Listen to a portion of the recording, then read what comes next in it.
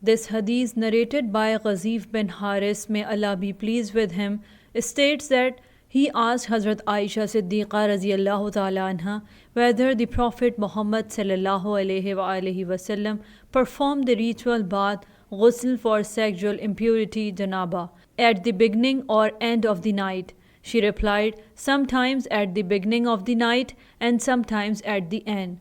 Ghazif claimed, Allahu Akbar, Allah is the greatest, expressing gratitude to Allah for the flexibility in this matter.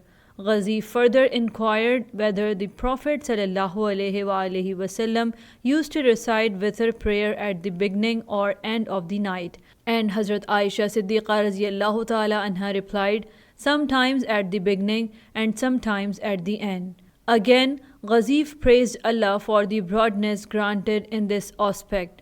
Finally, he asked whether the Prophet ﷺ used to recite Quran audibly or silently.